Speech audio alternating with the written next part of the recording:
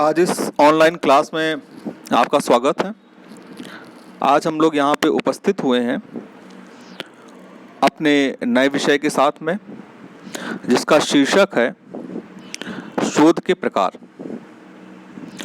कल क्लास हुई थी, आप लोगों ने उसमें शोध के विभिन्न प्रकारों का अध्ययन किया।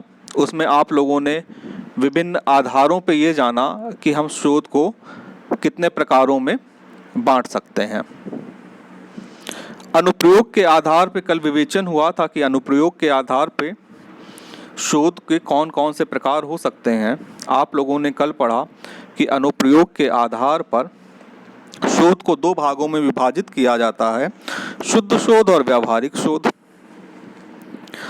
आज हम लोग अपनी इस कक्षा में इस विषय पे गौर करेंगे, इस विषय का अध्ययन करेंगे कि परीक्षा विधि यानी कि इंक्वायरी मोड एक तरीके का विधि तंत्र, कि विधि तंत्रीय दृष्टिकोण से, मेथड के दृष्टिकोण से हम शोध को किन प्रकारों में विभाजित कर सकते हैं। जैसा कि आपके प्रश्न पत्र का शीर्षक है, उस प्रश्न पत्र के शीर्षक के हिसाब से भी यह विधि आप लोगों के लिए अत्यंत महत्वपूर्ण हो जाती है। आपका शीर्षक है quantitative techniques and research methodology.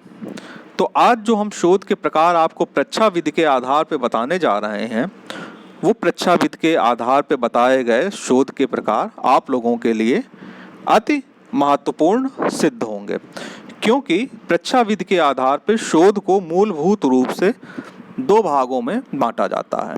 पहला मात्रात्मक शोध, दूसरा गुणात्मक शोध।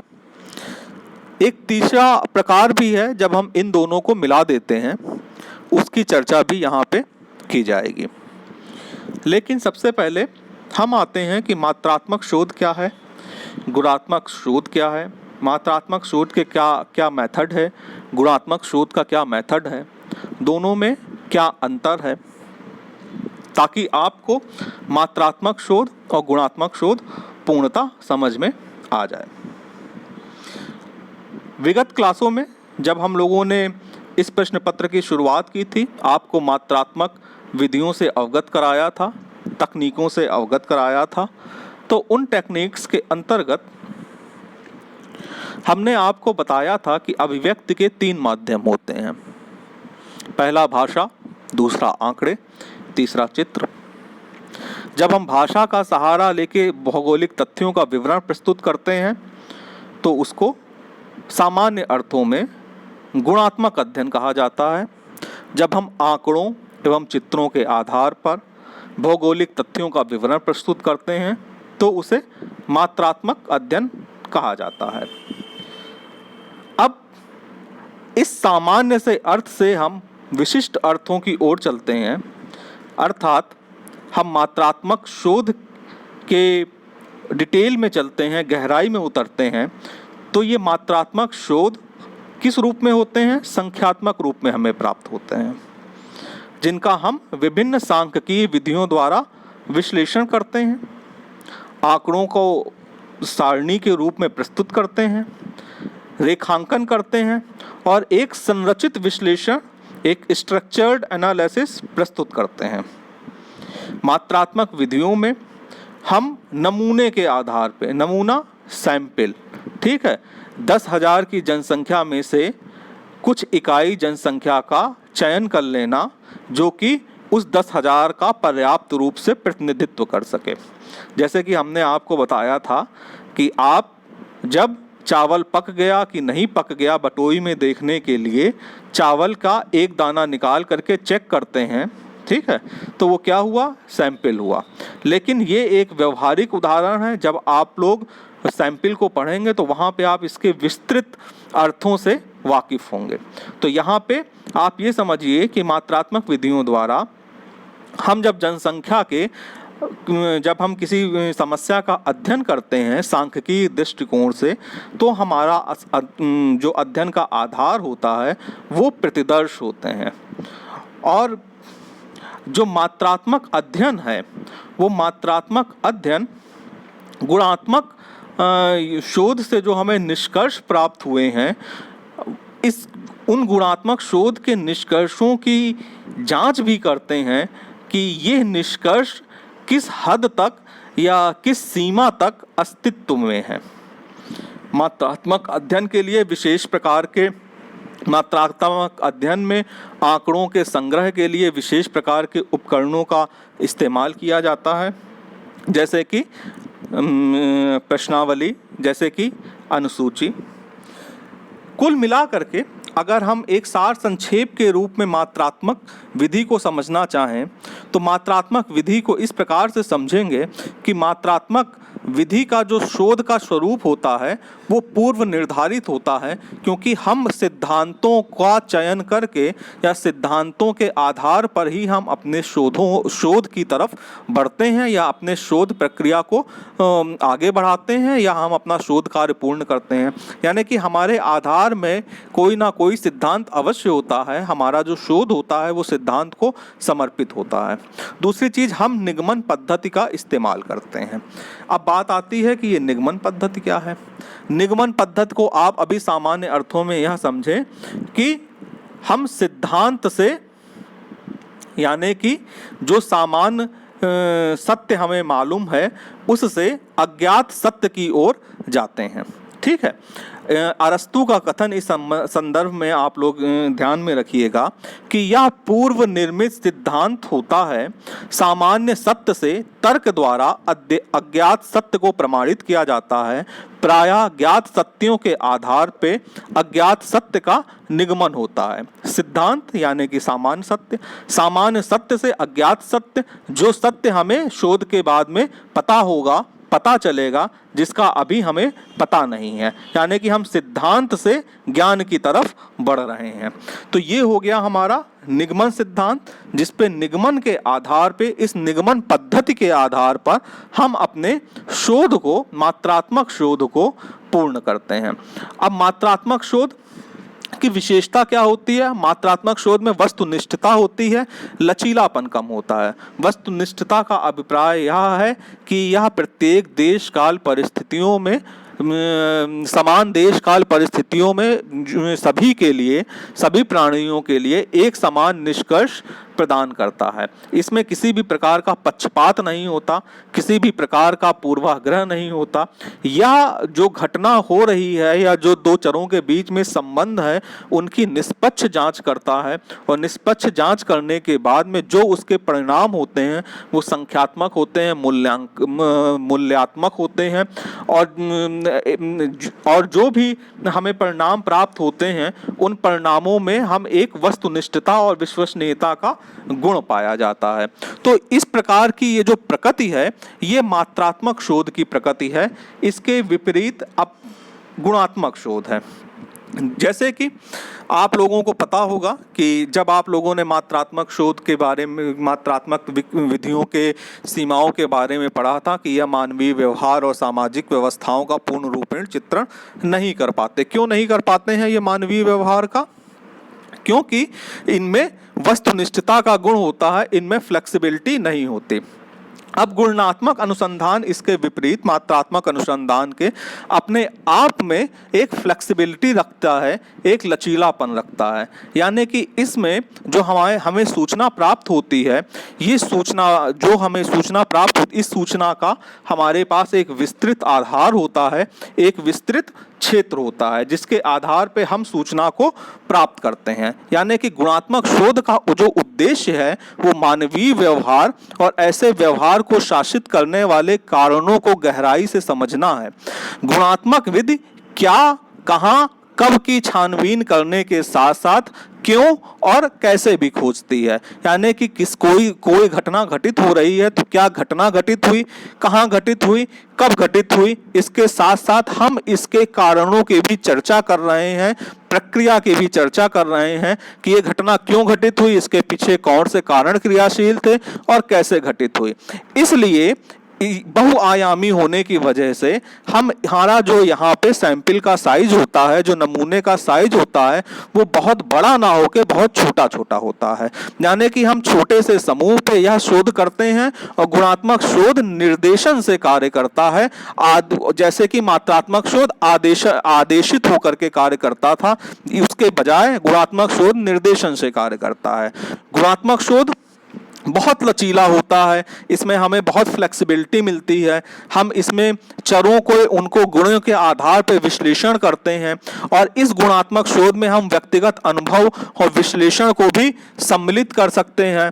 हम अपने जो हम अनुभविक विधि से समझ रहे हैं, जो हमारा अपना विश्लेषण है या जो हमारा अपना अनुभव है, गुणात्मक शोध यह भी स्पेस देता है, यह भी जगह देता है कि हम उसको एक प्रॉपर तरीके से, एक प्रॉपर ढंग से प्रस्तुत कर सकें और उसका सत्यापन कर सकें।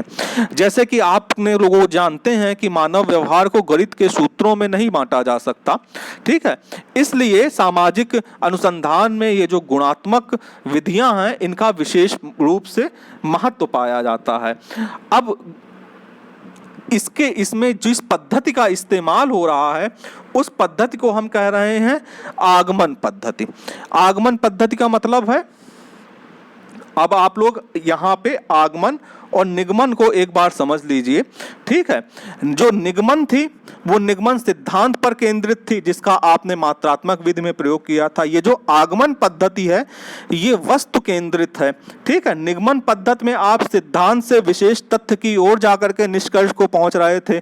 आगमन पद्धति में विशेष वस्तुओं के गुणों के आधार पे आप सिद्धांत की तरफ बढ़ रहे हैं। वहां पे आपने सिद्धांत से ज्ञान की ओर बढ़े थे, यहाँ पे आप वस्तुओं के गुणों को इलेबरेट करके किसी सिद्धांत की ओर बढ़ रहे हैं। निगमन पद्धति में कुछ अनुमान से काम लिया जाता है और आगमन पद्धति में तथ्यों को आधार बनाया जाता है। निगमन पद्धति में सैद्धांतिक कथन को आधार मानकर अन्य तत्वों की सत्यता को प्रमाणित किया जाता है और आगमन पद्धति में वस्तुओं का परीक्षण कर निर्णयों पे, यानी कि परीक्षण और निरीक्षण करके निर्णयों पे पहुंचा जाता है। तो ये निगमन और आगमन थी। यानी कि गुणात्मक में आपने किस चीज का प्रयोग किया है? गुणात्मक में जो आपने प्रयोग किया है वो आगमन का प्रयोग किया है।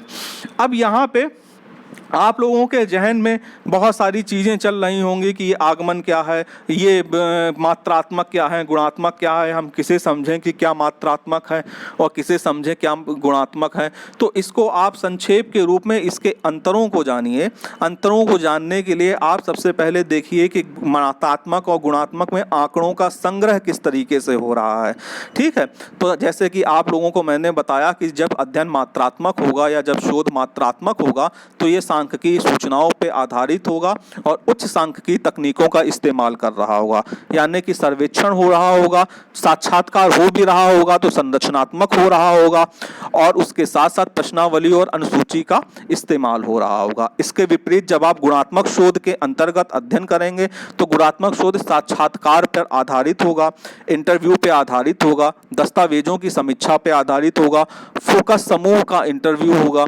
इस तरीके से आपने देखा कि दोनों में जो डाटा कलेक्शन की जो मेथड्स हैं उनमें अंतर है। एक का जो डाटा कलेक्शन का मेथड है वो यानी कि गुणात्मक शोध का वो फ्लेक्सिबल है, जो मात्रात्मक शोध का है वो साइंटिफिक है, उसमें फ्लेक्सिबिलिटी की कमी पाई जा रही है। वहाँ पे अगर हम साक्षात्कार ले रहे हैं तो वो साक्षात्कार असंरचित है, यानी कि हम पर्याप्त रूप से गुणात्मक शोध में हम अगर साक्षात्कार ले रहे हैं तो वो असंरचित है, यानी कि हम पर्याप्त रूप से स्पेस दे रहे हैं जिससे हम प्रश्न पूछ रहे हैं कि वो अपनी मर्जी से, अपनी इच्छा से उस समस्या के संदर्भ में विभिन्न तथ्यों से हमें अवगत करा सकता है। लेकिन अगर हम मात्रात्मक शोध में अगर हमें साक्षात्कार लेने की आवश्यकता आई तो हमारी जो प्रश्नों की सूची होगी संरचित होगी, यानी कि पूर्व निर्धारित होगी। हम उनकी अच्छी तरीके से पहले से रचना कर लेंगे और हम अपने निश्चित जो हमारे शोध के उद्देश्य होंगे उनके आधार पे ही जो प्रश्न हमने बनाए होंगे हम उन्हीं पे साक्षात्कार लेंगे।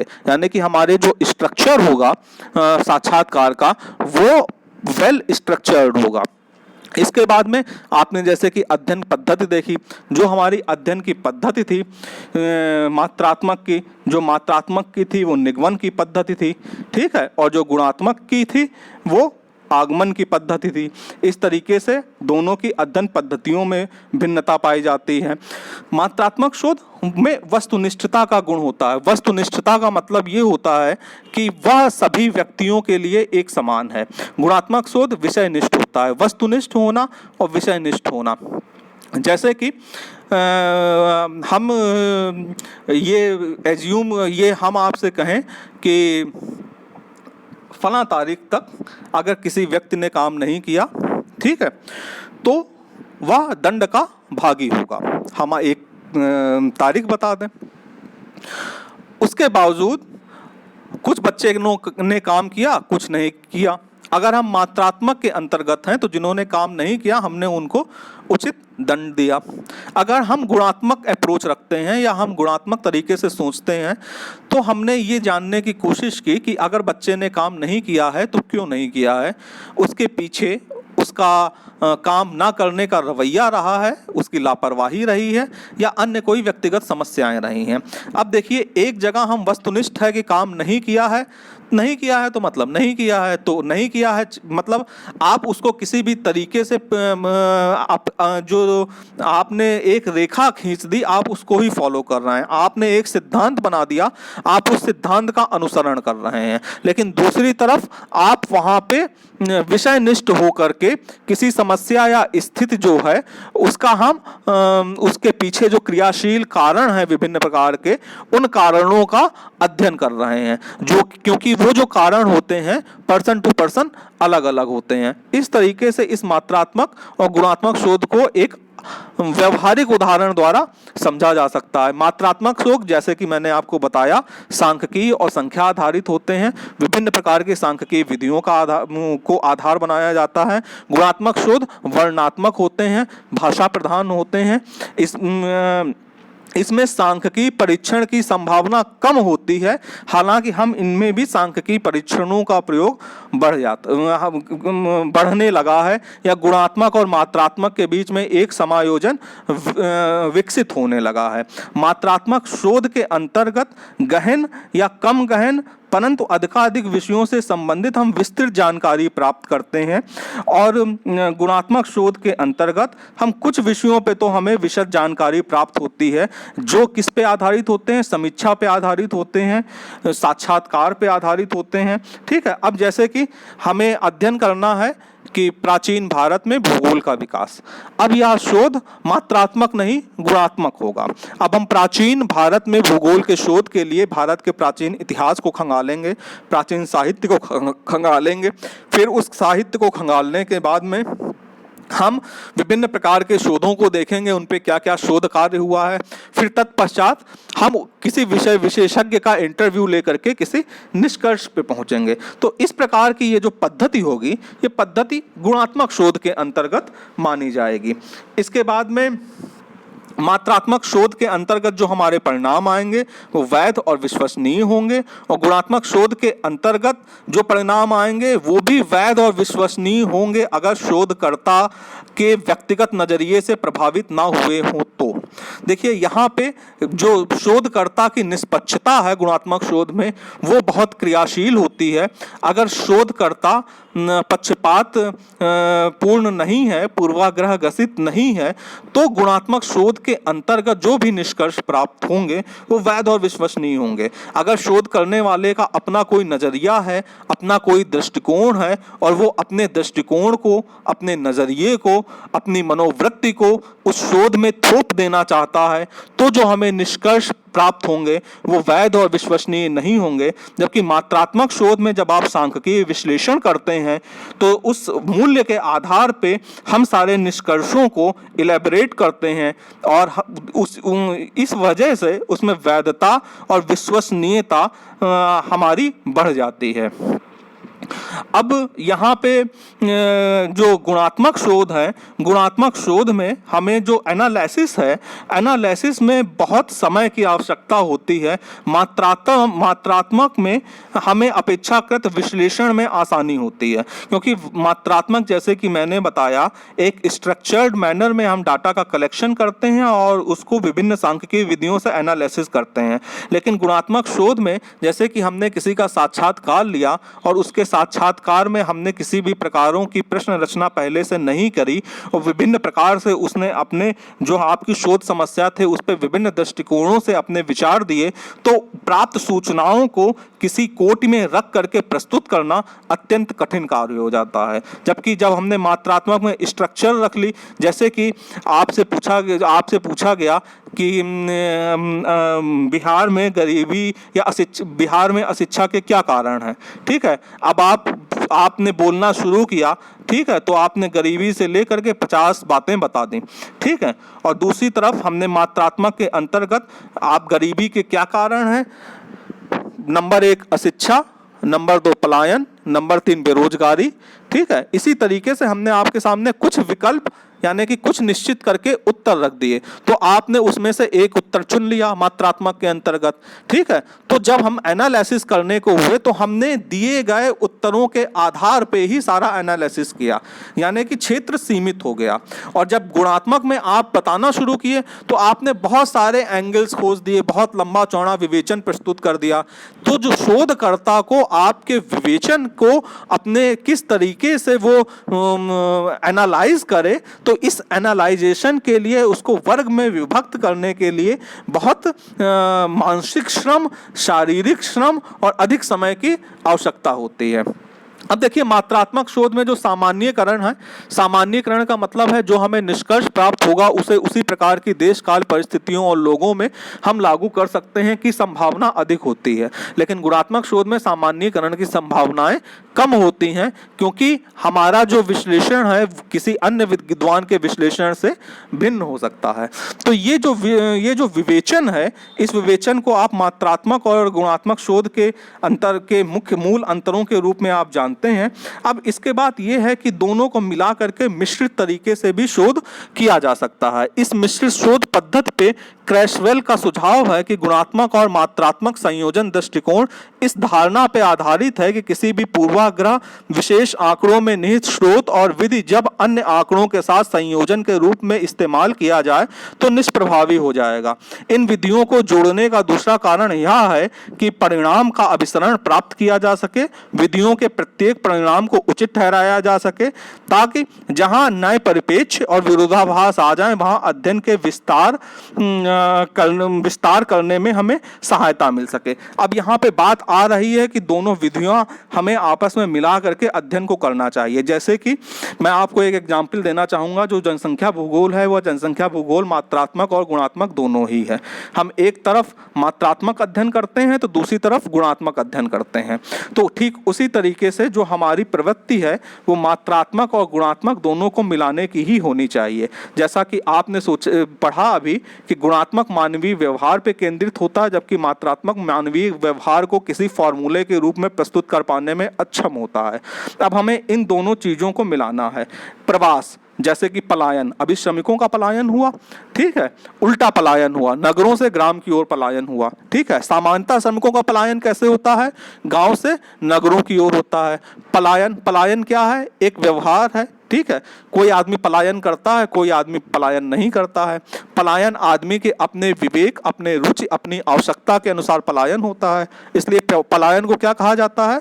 व्यवहार। पलायन मत कहिए, प्रवास कहिए, ठीक है। प्रवास कहना ज़्यादा उचित है। हम लोग पॉपुलेशन ज्योग्राफी के ही टर्म में काम करते हैं, टर्म में ही बात करते हैं। यानी कि जो माइग्रेशन है, जो प्रवास है, वो प्रवास क्या है? व्यवहारिक एस्पेक्ट है कि कोई भी एक व्यक्ति अपनी आवश्यकताओं, रुचि और विवेक के आधार पर एक स्थान से दूसरे स्थान को प्रवास करने के लिए तत्पर होता है। दूसरा व्यक्ति नहीं तत्पर होता है कि उसको रुचि नहीं है, उसकी आवश्यकता नहीं है, उसका विवेक नहीं कह रहा है।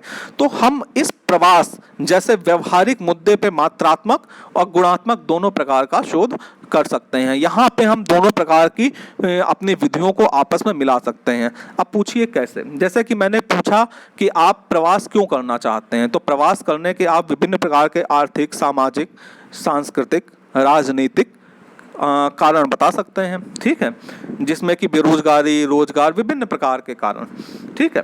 अब हमने आपके सामने अब सिर्फ एक कारण प्रवास के पीछे उत्तरदायी हो, ऐसा नहीं होता। एक ही समय में एक साथ कई कारण प्रवास की प्रक्रिया के लिए उत्तरदायी होते हैं। अब कौन सा कारक ज़्यादा तीव्र है और कौन सा कम है, इसके निर्धारण के लिए हमने आपके सामने विभिन्न कारणों की एक सूची रख दी और आपसे कहा कि जिस कारण को आप सबसे ज्यादा तीव्र मान रहे हो वहां पे आप 10 नंबर दे दीजिए, और जिसको आप सबसे ज्यादा कम तीव्र मान रहे हो या जिसकी तीव्रता को आप कम आंक रहे हो उसको आप 0 दे दीजिए। इस तरीके से हमने एक सैंपल सर्वे, एक सर्वे किया, एक सैंपल, एक जनसंख्या पे, नमूने की जनसंख्या पे एक प्रतिदर्श लेकर के, तो उस आधार पे जो हमें निष्कर्ष पहुंचे, तो देखिए यहाँ पे जो विधियां थी आपस में, मात्रात्मक और गुणात्मक दोनों आपस में मिला दी गई। यानी कि हमने गुणात्मक शोध को मात्रात्मक शोध में परिवर्तित करके एक मिश्रित शोध प्रस्तुत करने की यह एक कोशिश की। तो इस प्रकार का ये जो संयोजन है, यह संयोजन बहुत उपयोगी है जब हम विभिन्न प्रकार के शोध करेंगे। तो ये एक विवेचन था, यह विवेचन मात्रात्मक और गुणात्मक शोध पे केंद्रित था। अब मैं आप लोगों को आमंत्रित करता हूं कि आप लोगों को कहीं पे कुछ ना समझ में आया हो तो मुझसे आप लोग पूछ लें। अनुराधा,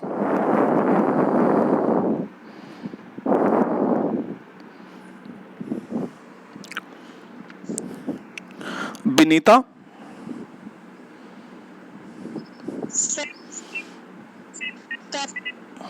जी जी, आराम आराम आराम से बोलिए, आराम से बोलिए।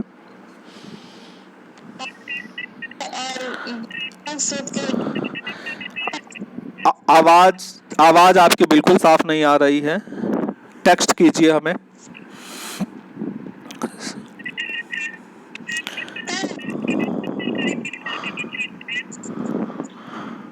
नहीं नहीं, सुनने में सक्षम नहीं हूं मैं। आप मुझे टेक्स्ट कर दीजिए, लिख के भेज दीजिए मेरे व्हाट्सएप वाले नंबर पे। सीबी, आगमन पद्धति और निगमन पद्धति, ठीक है, आगमन और निगमन। देखिए, निगमन और आगमन मैंने दो पद्धतियां बताई। निगमन पद्धति सिद्धांत पर आधारित होती है और जो आगमन पद्धति होती है वो वस्तु पे केंद्रित होती है। निगमन पद्धति में सामान्य सिद्धांत से आप विशेष तथ्य की ओर जा करके उसके गुणों का परीक्षण करते हैं, और आगमन पद्धति में आप वस्तुओं के गुणों के आधार पर समान सिद्धांत का निर्धारण करते हैं। एक में सिद्धांत से ज्ञान की ओर जाया जा रहा है और एक से जो हमें दृश्य जगत में ज्ञान मिल रहा है वस्तुओं के विभिन्न गुणों के आधार पर, उससे हम सिद्धांत का निर्माण कर रहे हैं।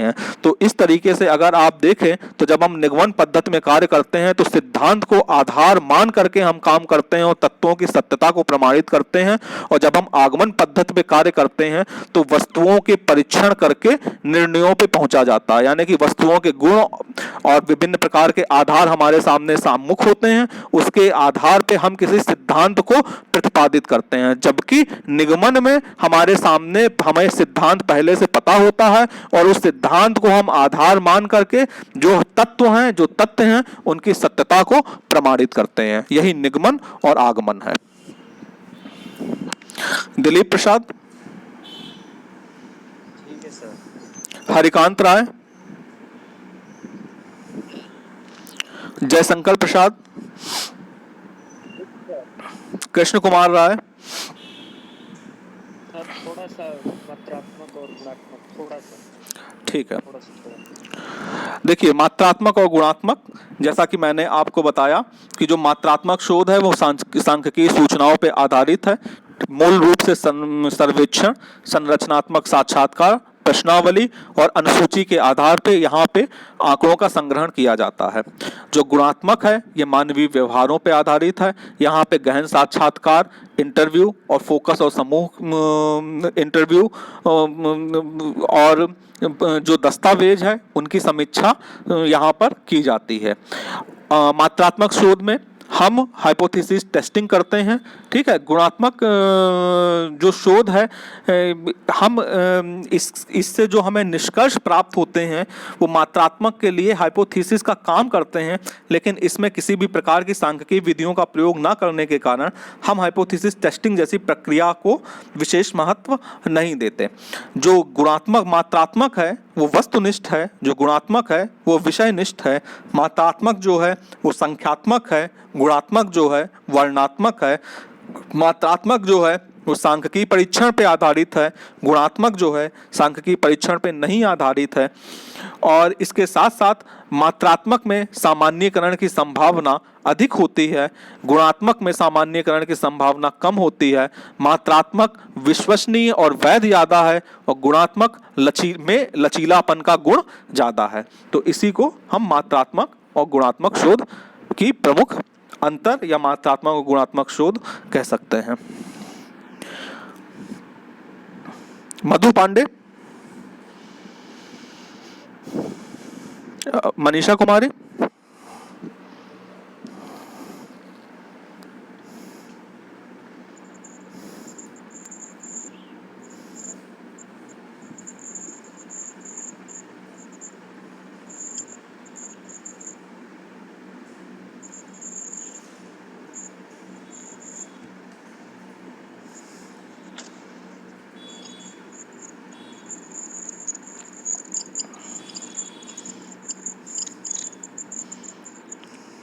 निशांत कुमार, पूजा कुमारी, ठीक है सर, कोई डाउट नहीं है। रोशन कुमार। जी हाँ सर, कुछ पूछना चाहते हैं सर। हाँ पूछिए। सर मैं ये बोल रहा था कि अगर मात्रात्मक को जैसे में हम लोग इस तरीके से देखें कि जैसे में एग्जामिनर एग्जाम लेता है और उसके आधार पर वो निष्कर्ष पे पहुंचता है और उस बच्चे का क्वालिटी का निर्धारण करता है, और गुणात्मक में जो एग्जामिनर साक्षात्कार इंटरव्यू लेता है उसके डायरेक्ट क्वालिटी का पहचान किया जाता है, उस तरीके से सब नहीं समझ सकते हैं? नहीं नहीं नहीं, उसको आप इंटरव्यू पैनल से मत जोड़िए, ठीक है ना। उसको इंटरव्यू पैनल से नहीं नहीं नहीं नहीं नहीं नहीं, आप इस बात को ऐसे समझिए, जो मैंने आपको एक एग्जाम्पल प्रवास का दिया था, ठीक है। प्रवास क्या है? एक व्यवहार, मानवीय व्यवहार की प्रक्रिया है, ठीक है। अगर ऐसा इस तरीके से आप देखा जाए तो चूंकि ये मानवीय व्यवहार से संबंधित है तो इसका मात्रात्मक अध्ययन नहीं हो सकता, क्योंकि मात्रात्मक अध्ययन में हम किसी के व्यवहार को गणितीय सूत्र द्वारा प्रदर्शित नहीं कर सकते, ठीक है ना। एक सामान्य कल्पना तो यही है। अब हम बात आए कि अब हम मात्रात्मक और गुणात्मक दोनों को मिला करके अध्ययन करते हैं। तो गुणात्मक का मतलब है, जैसे कि मैंने आपको बताया कि गुणात्मक जो अध्ययन है वो गुणात्मक सिर्फ ये नहीं अध्ययन कर रहा है कि क्या, कहाँ, कब, ठीक है, ये क्यों और कैसे का भी उत्तर दे रहा है। यानी कि कोई घटना, यानी कि प्रवास की घटना, ठीक है, कौन सी घटना घटित हुई? प्रवास की घटना घटित हुई। कहाँ घटित हुई? ठीक है, आरा क्षेत्र में घटित हुई। कब घटित हुई? एक निश्चित समय है, इस समय के बीच में, इस समय के बीच में ज्यादा घटित हुई, ठीक है। क्यों घटित हुई? अब और कैसे घटित हुई, ठीक है। तो इस क्यों और कैसे, यानी कि जब हम विभिन्न कारणों को खोजेंगे तो कारणों को खोजने के लिए हमें क्या करना पड़ेगा? ये घटना, इस घटना के जो भागीदार हैं हमें उनका सर्वे करना पड़ेगा, ठीक है। अब जैसे कि इस घटना के पीछे, इस घटना में 20,000 लोग शामिल हुए प्रवास की घटना में। अब हम 20,000 का तो सर्वेक्षण नहीं कर सकते ना। अब हमने एक समुदाय, एक सैंपल ले लिया कि 20,000 के समुदाय को मान लिया कि 2,000 लोग रिप्रेजेंट करेंगे, ठीक है। वो और हमने ये 2,000 की संख्या कैसे ली वो हम सैंपलिंग में बताएंगे आकर के, वो आगे चैप्टर है, ठीक है।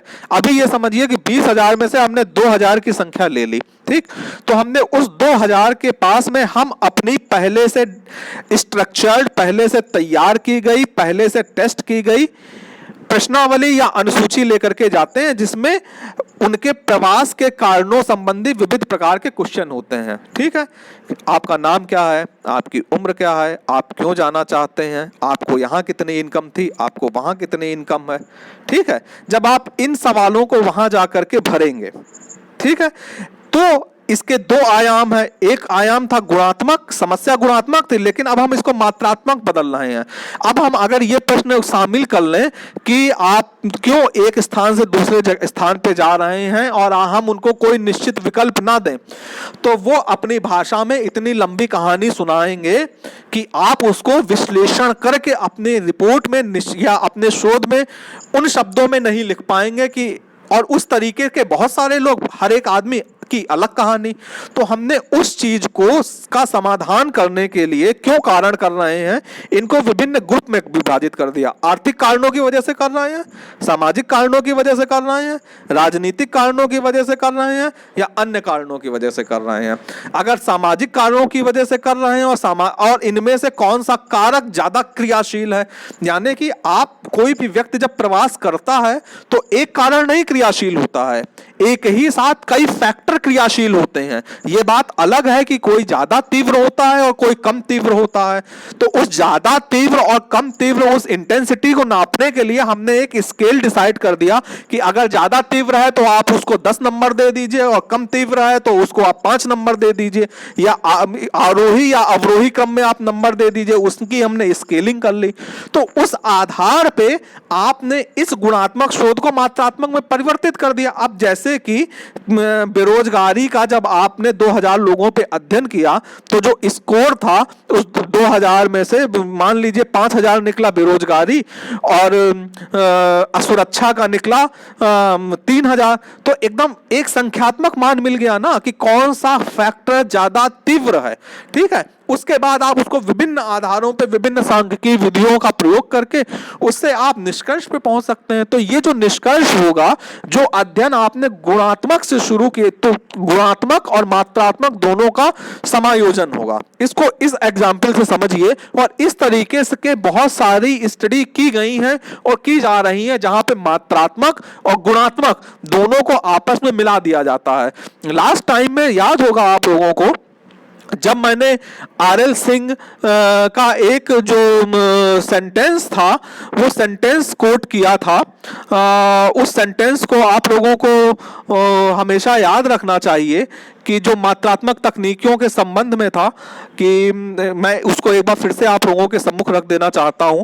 उसको याद रखिए कि देखिए जो हमारा भूगोल है, आरएल सिंह कह रहे हैं कि भूगोल में मात्रात्मक और गुणात्मक दोनों विश्लेषणों के मध्य संतुलन को बनाए रखना आज अति आवश्यक है, ताकि भूगोल में एकता व सुंदरता को बनाए रखा जा सके और यह विषय मानव समुदाय की बेहतर ढंग से सेवा कर सके।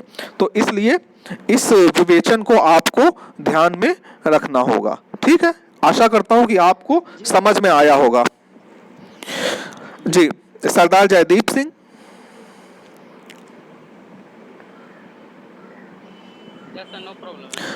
शबनम परवीन, शानू,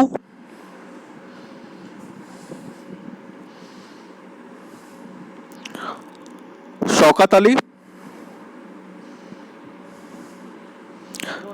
स्वीटी कुमारी,